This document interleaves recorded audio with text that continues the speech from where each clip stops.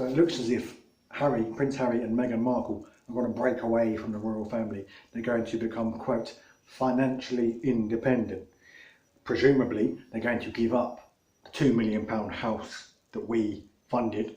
Presumably, they're going to reimburse the public the money for security over the last few years and other funds that they've charged us for. The money we spent on their wedding, because yes, while some of it was privately paid for, the rest of it come from us, come from our pockets. And they spent the last 2 years, 3 years, however long it's been, leeching off the taxpayer like any other royal. Now they want to step away and leave the royal family and become financially independent. Is Harry going to get a job in construction or in retail? Is he going to get a lower middle management job? Is Meghan Markle going to put her kids in nursery? Is she going to get a childminder like the rest of us have to? Are they going to wake up at 5:30 in the morning and go to work like the rest of us have to? Are they going to struggle to pay their bills? Are they going to have to cut back on luxuries such as takeaways and things like that in order to fund proper household costs? Are they going to have to even change nappies? Somehow I doubt it, because these people, Harry was born privileged. Meghan Markle has married into that privilege. And yes, of course, you can argue that nobody chooses the circumstances of their birth. Nobody has any control over whether they're born poor, whether they're born rich, whether they're born somewhere in the middle. Of course, nobody does. But here's the difference with the royal family. Nobody in the royal family obviously chooses to be born into that family. They do choose, once they become a certain age, they do choose to continue taking money from the taxpayer in the form of grants and things like this, and security and protection, and government grants for palaces and government grants for this, and repairs on Buckingham Palace. Did you know the Queen, or the Queen's staff to be more specific, actually applied for the State Poverty Fund, which was meant to be used to heat the homes of people who have no money to pay for gas and electric? They actually applied to use that to heat Buckingham Palace. That was a conscious choice. Yes, of course, the Queen didn't choose to be born into the family she was born into, neither did Harry, but they choose to continue receiving money from the taxpayer that we pay for to fund their luxury. That's the bottom line. That is the bottom line. We can argue how much they cost and whether they're cost beneficial. We can argue that all day, because it's a very hazy subject. You have to look at the sovereign grant and whether you consider that to be taxpayer money or not, and you have to look at the budget, and you have to look at this, that and the other. We could argue that all day long, but the bottom line is, from my perspective, no millionaire, not one, should be entitled to receive so much as a penny from the British taxpayer. You are set for life. You're sorted. You're fine. You do not need any taxpayer support. That's just my perspective. I don't care if you're born into it. I don't care if you earned it yourself. You should not be entitled to taxpayers' money. You have enough money to fund your own security, to fund your own refurbishments of your palaces. And again, Buckingham Palace is a hazy subject, because it's not really clear whether it's a property of the Crown or a property of the government, because the Crown estates aren't really government property, but they aren't really the Queen's property either. It's somewhere in the middle.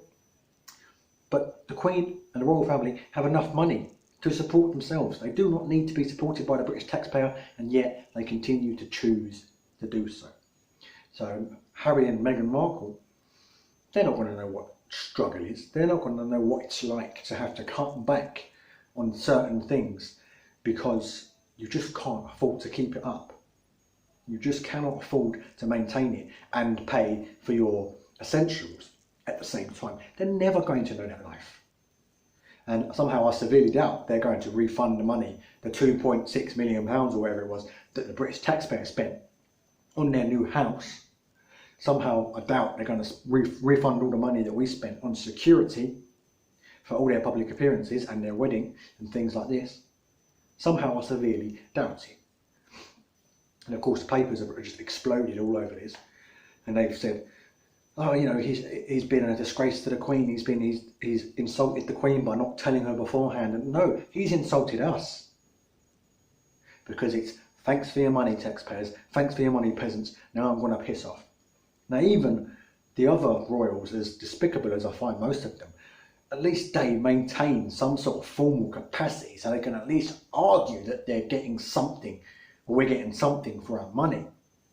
Harry has just taken millions of pounds out of the taxpayer's purse and then buggered off. I'm not going to do any more royal duties. I'm stepping out. I'm going to go to Canada. I'm going to live a life of luxury, and that's that.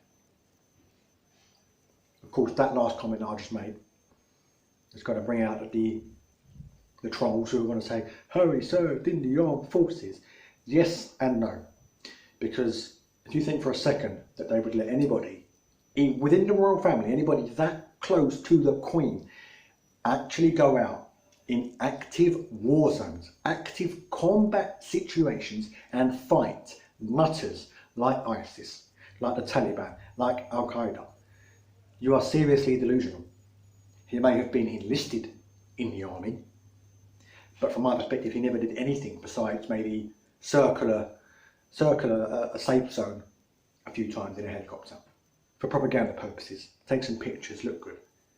Same with William. I don't think for a second that the royals would let them actively go out and risk the same things as your average Joe soldier does, your average fighter.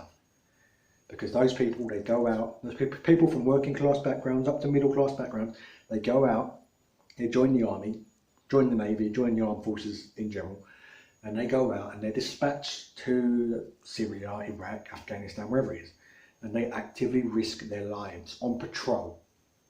They actively risk stepping on an IED and being blown to smithereens. They would never ever let somebody like Prince Harry get blown up by Al Qaeda or, God forbid, captured. Can you imagine the propaganda potential for ISIS if they managed to capture Prince Harry and cut his head off on camera? Can you imagine it? They would never ever allow it. Prince Harry has lived his life in the lap of luxury, and now he's saying, thanks peasants, now I'm running off. So this brings me to my other point about the royals. Are they really, really worth, for what they do, for what they actually go out and do and work, are they really worth the money that we give them? Not just in terms of the sovereign grant, in terms of security and other costs. Are they really worth it? Because we have our police defending, protecting these people day in, day out, their entire lives. That costs a lot of money. And that's just one of the costs that I can think of off the top of my head. Are they really worth that much protection? Really? Are they worth the subsidised luxury jet flights around the world? Often not even on official business. Are they really worth all that? Because that's what they get. And what do they really do? They play sort of an administrative role, a figurehead role, where they're not really essential. Well, they are. They're not really doing the heart and soul of government work. They're not writing bills.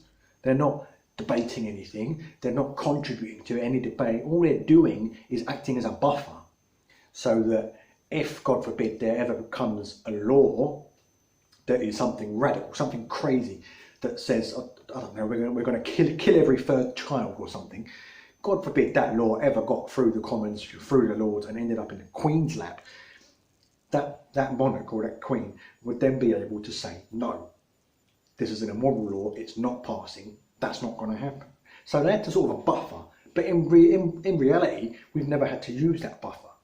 Although I do understand that it needs to be there, but is the role of acting as that buffer really worth the amount of money that we give them?